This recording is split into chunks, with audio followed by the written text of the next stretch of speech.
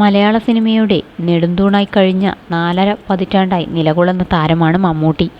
1971 പുറത്തിറങ്ങിയ അനുഭവങ്ങൾ പാളിച്ചകൾ എന്ന സിനിമയിൽ അരങ്ങേറ്റം കുറിച്ച താരം 2026 മലയാള സിനിമയുടെ അമരത്ത് പകരക്കാരില്ലാതെ തുടരുകയാണ്.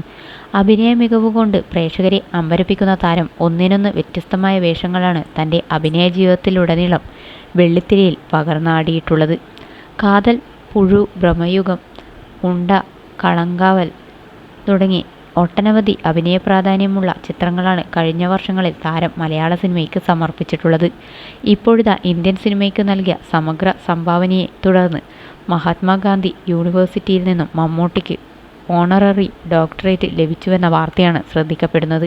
ഗവർണർ രാജേന്ദ്ര ആർലേക്കറാണ് താരത്തിന് ഡോക്ടറേറ്റ് സമ്മാനിച്ചത്. ചടങ്ങിൽ പങ്കെടുത്ത് സംസാരിക്കവേ നന്ദി സൂചകമായി താരം പറഞ്ഞ വാക്കുകളാണിപ്പോൾ സോഷ്യൽ മീഡിയയിൽ വൈറലാകുന്നത്.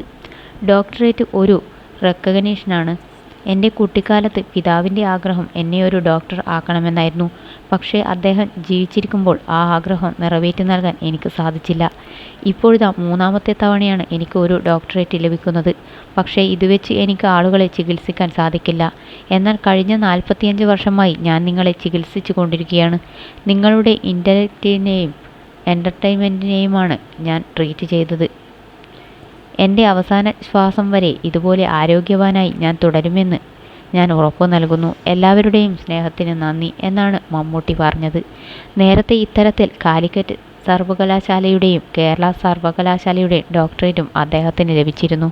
പുരസ്കാരം സിനിമാ മേഖലയ്ക്ക് സമർപ്പിക്കുന്നുവെന്നും താരം പറഞ്ഞിരുന്നു.